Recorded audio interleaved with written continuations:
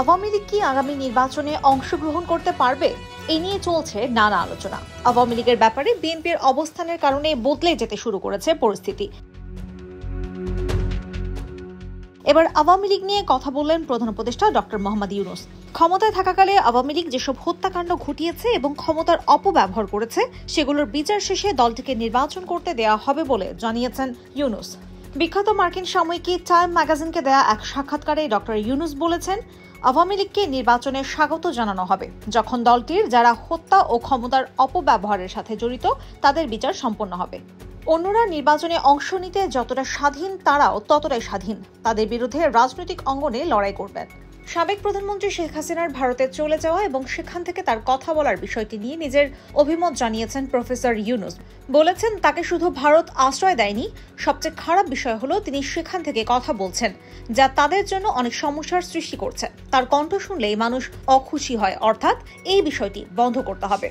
Doctor Yunus বলেন, শেখ হাসিনার পতনের পর যখন তাকে দায়িত্ব নিতে বলা হয় তখন প্রথমে তিনি দায়িত্ব নিতে চাননি, কিন্তু পরবর্তীতে গণঅভ্যুত্থানে নিহত মানুষ ও তাদের পরিবারের কথা চিন্তা করে প্রধান উপদেষ্টার শপথ নেন। নবনির্বাচিত প্রেসিডেন্ট ডোনাল্ড ট্রাম্পের সাথে নোবেলজয়ী এই অর্থনীতিবিদের সম্পর্কের বিষয়টিও উঠে এসেছে টাইম ম্যাগাজিনের সাক্ষাৎকারে। এতে বলা হয়েছে, মার্কিন প্রেসিডেন্ট জো বাইডেনের সঙ্গে প্রফেসর ইউনূসের সম্পর্ক ভালো রয়েছে। এ কারণে শেখ হাসিনার পতনের পরও বাংলাদেশ IMF এবং বিশ্ব ব্যাংকের সঙ্গে সম্পর্ক বজায় রাখতে পেরেছে। কিন্তু ট্রাম্পের আবারও ক্ষমতায় আসার বিষয়টি গভীর চিন্তার উদ্রেক করেছে। এর মধ্যে আবার গত 31 অক্টোবর ট্রাম্প বাংলাদেশের সংখ্যালঘুদের ওপর কথিত নির্যাতন নিয়ে একটি পোস্ট দিয়েছেন।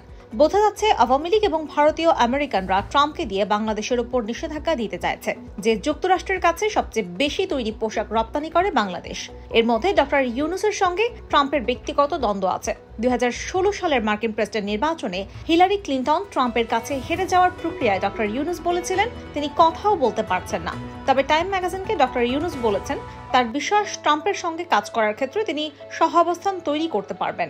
ট্রাম্প হলেন একজন ব্যবসায়ী। বাংলাদেশ তাদের বলছে না তাদের অনুদান দিয়ে সহায়তা করে সমস্যা থেকে মুক্ত করুক। ঢাকা ওয়াশিংটন ব্যবসায়িক পার্টনার চাই।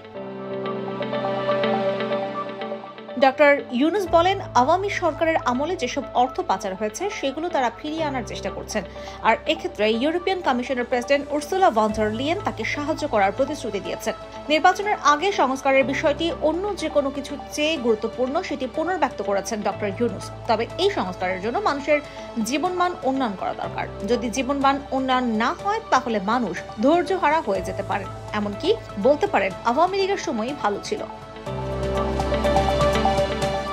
এই বিষয়টি ডক্টর ইউনূসের বেশ ভালো করে জানা রয়েছে, যে কারণে সাধারণ মানুষের জীবনমান উন্নয়নের জন্য কাজ করবেন বলে জানান তিনি। প্রফেসর ইউনূস বলেছেন, এই পুরো অভ্যুত্থানের মূল হলো সংস্কার। এ কারণেই আমরা এটিকে বলছি Bangladesh 2.0। IBTV USA news desk.